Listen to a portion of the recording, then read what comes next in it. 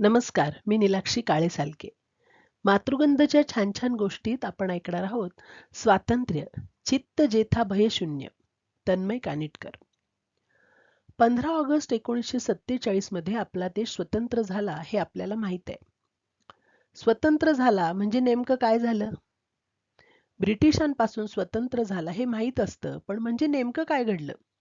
आज या स्वातंत्र्याचं काय महत्व आहे? विशेषतः आपल्या दृष्टीने म्हणजे तुमच्या माझ्यासारखे जे स्वतंत्र भारतातच जन्माला आलो, वाढलो त्यांच्या दृष्टीने. कारण पारतंत्र्य म्हणजे काय ते आपण कधी अनुभवलेलंच नाही. अशा सगळ्या प्रश्नांवर आज बोलूया. सगळ्यात आधी बघूया स्वातंत्र्य म्हणजे नेमकं काय? स्वातंत्र्य म्हणल्यावर अजून काही शब्द डोळ्यांसमोर येत गेले. उदाहरणार्थ मुक्ती म्हणजे बंधनातून सुटका. पण स्वतंत्र हा शब्द मुक्तीच्या पलीकडे जातो. या शब्दातच तंत्र आहे. एक प्रकारची व्यवस्था आहे. स्वतंत्र असणं म्हणजे बंधनातून मुक्त असणं तर आहेच, पण सोबतच स्वतःची स्वतः ठरवून घेतलेली व्यवस्था किंवा तंत्र असणं देखील आहे. आता जेव्हा आपण एका माणसाच्या बाबतीत बोलतो, तेव्हा ते त्या माणसाचं स्वातंत्र्य होतं. माणूस एकटा राहत नाही. माणूस हा सामाजिक प्राणी आहे असं म्हणतात. म्हणजे असं की माणसाला इतर माणसांबरोबर राहायला आवडतं. आणि नुसतंच आवडतं असं नव्हे, तर जगण्यासाठी माणसाची ती गरजही आहे. स्वतःच्या अस्तित्वासाठी माणूस इतर माणसांवर अवलंबून असतो. म्हणूनही माणसाची पूर्वज असणारी एप वानरं ज्याप्रमाणे टोळ्या करून राहतात, त्याचप्रमाणे माणूसही टोळ्या करून राहायचा. पण टोळी असली आणि त्यातली इतर माणसं आली की प्रत्येकाची आपापली तंत्र एकमेकांना त्रासदायक ठरण्याची शक्यता असणार. मग भांडणं होणार. ती होऊ नयेत किंवा झालीच तरी ती सोडवली जावीत म्हणून मग टोळीतल्या सगळ्यांना त्यातल्या त्यात काय बरं सोयीचं आणि कमीत कमी त्रासाचं असेल असा विचार करत टोळ्यांमध्ये ठराविक नियम कायदे बनवले गेले. टोळीने हे नियम स्वतःच ठरवलेले असल्यानं आपण म्हणू शकतो की टोळी ही स्वतंत्र होती. आपण टोळीचे नियम पाळले नाहीत तर आपलं अस्तित्वच नष्ट होईल. ही भीती जेव्हा वाटली तेव्हा माणसाने स्वतःचं स्वातंत्र्य काही प्रमाणात सोडलं. थोडक्यात माणसाच्या स्वातंत्र्याचा थेट संबंध तो किंवा ती किती भयमुक्त आहे यावर अवलंबून आहे. जेवढी भीती जास्त तेवढं स्वातंत्र्य कमी. म्हणूनच गुरुदेव रवींद्रनाथ टागोरांच्या हेवन ऑफ फ्रीडम या कवितेची पहिली ओळ आहे, चित्त जेथा भय शून्य. स्वातंत्र्याचा स्वर्ग तो असेल जिथे मन भयमुक्त असेल. आता आपला देश स्वतंत्र आहे, पण अनेक प्रकारचं स्वातंत्र्य आजही आपल्याला नाही. ते मिळावं म्हणून अनेक गट प्रयत्न करत असतात.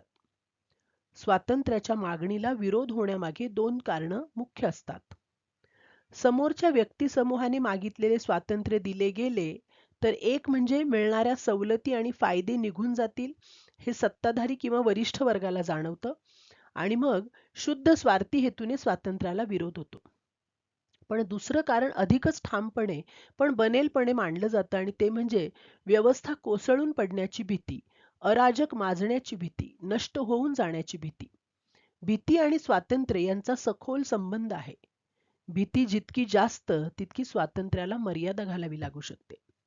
साहजिकच एखाद्याच्या मनात भीती जितकी जास्त निर्माण करता येईल तितकी त्याच्या व्यक्ती स्वातंत्र्याची गळचेपी करता येऊ शकते. बहुतांश वेळा वेगवेगळ्या मार्गाने भीती निर्माण करायचा प्रयत्न करतात. कधी ही भीती देवाच्या नावाने घातली जाते, कधी आपली टोळी किंवा राष्ट्र यांचं अस्तित्व धोक्यात असल्याची हाकाटी पिटली जाते.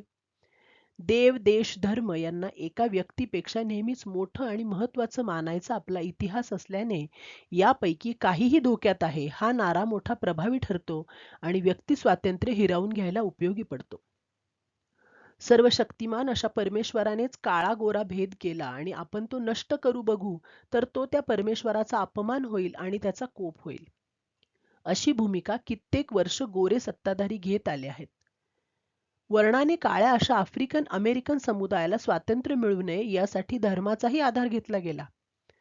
हिटलरने ज्यूंवर बंधनं लादताना आणि नंतर त्यांना सरळ ठार करतानाही ख्रिश्चन इतिहासाचा आधार घेतला.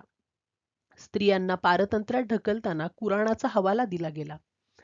जाती चातुर्वर्ण्याची महती गाताना स्मृती पुराणांना प्रमाण मानण्यात आलं. संस्कृती नष्ट होईल ही भीती ही अशीच हुकमी पद्धतीने वापरली जाते.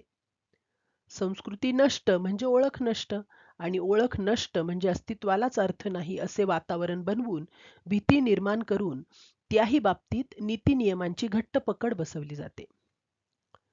मानव प्राण्याचा विचार केला तर रानटी अवस्थेत असणारी सुरक्षित जगण्याची भीती 21व्या शतकात मोठ्या प्रमाणात कमी झाली आहे. 20व्या शतकाचा उत्तरार्ध बघितला तर प्रत्यक्ष युद्धात किंवा हिंसाचाराने मेलेल्या माणसांची संख्या त्या आधीच्या हजारो वर्षांच्या आकडेवारीशी तुलना करता प्रचंड कमी झाली आहे. भीषण दुष्काळ पडून लाखो लोक तडफडून मेल्याची उदाहरणं इतिहासात आहेत. आज ती परिस्थिती राहिलेली नाही. रोगराईमुळे गावच्या गावं ओस पडल्याचे अगदी आत्तापर्यंतच्या इतिहासातले दाखले आहेत. पण आत्ताच्या जगात असं काहीही घडण्याची शक्यता जवळजवळ नाहीच. कोविड-19 सारखं भीषण संकट जरी आलं असलं तरी इतिहासातल्या प्लेग सारख्या रोगराईशी तुलना करता त्याची दाहकता कितीतरी कमी आहे. गेल्या 300-400 वर्षातल्या वैज्ञानिक आणि सामाजिक प्रगतीमुळे मूलभूत अस्तित्वाचं भय मानव प्राण्याने जवळजवळ संपवून टाकलंय. केवळ धार्मिक उन्माद, अणुशक्तीसह इतर संहारक अस्त्र तर ग्लोबल वॉर्मिंग अशी मानवनिर्मित आव्हानं माणसाच्या समोर आहेत. अस्तित्वावर गदा आणणाऱ्या निसर्गाच्या आव्हानांवर आपण केव्हाच मात केली? आज तुमच्या माझ्यासारख्यांची पिढी जी स्वतंत्र भारतात जन्माला आली आहे, आपली जबाबदारी अशी आहे की मिळालेल्या स्वातंत्र्याच्या कक्षा आपण रुंदावत न्यायला हव्यात. म्हणजे काय? तर मागच्या पिढीने स्वातंत्र्य मिळवण्याच्या मार्गात एक टप्पा गाठला असेल तर त्या पुढचा टप्पा आपण गाठायला हवा. हा पुढचा टप्पा म्हणजे उदारमतवाद आहे. हा शब्द तुम्ही ऐकला असेल. उदारमतवाद म्हणजे काय? तर उदारपणे वेगळ्या मतांचा आदर करणे, स्वीकारणे, वेगळी मतं असणाऱ्यांनाही सन्मानाने जगू देणे ही विचारधारा म्हणजे उदारमतवाद. जेव्हा आपण उदारमतवाद स्वीकारतो तेव्हा आपण वेगळी मतं असणाऱ्यांच्या जगण्याच्या वेगळ्या वाटा निवडणाऱ्यांच्या मनातली भीती कमी करतो आणि भीती कमी झाली की स्वातंत्र्य आपोआपच येतं. ही सगळी चर्चा केल्यावर कोणालाही पटकन प्रश्न पडेल की अहो बाकी सगळी तात्विक चर्चा छान आहे पण म्हणजे रोजच्या जगण्यात काय करायचं? कोणीही अगदी पटकन म्हणेल की अहो आपल्या आजूबाजूचं जग काय एवढं आदर्शवादी आहे का? साधं सोपं रोजच्या जगण्यातलं सांगा की. पण गंमत अशी आहे की आदर्श आहेत म्हणूनच ते आवश्यक आहेत. डोळ्यांसमोर असणारे आदर्श आपल्याला दिशा देतात, मार्ग दाखवतात. आजच्या जगात ते तसेच्या तसे अस्तित्वात नसतीलही. कदाचित अवघडही वाटतील. पण योग्य मार्ग सोपे थोडेच असतात. कोणताही आदर्श ही नुसती वस्तू नाही, ना ते एखादं स्टेशन आहे. आदर्श हा एक प्रवास आहे. एक एक पाऊल उचलत त्या दिशेने आपण जायचं असतं. तसंच स्वातंत्र्य प्राप्ती हा एक निरंतर चालू राहणारा प्रवास आहे. अस्तित्वात आहोत तोवर अधिकाधिक मुक्त असण्याची इच्छा असणं, त्यासाठी प्रयत्न करणं हा माणसाच्या सहज वृत्तीचा भाग आहे.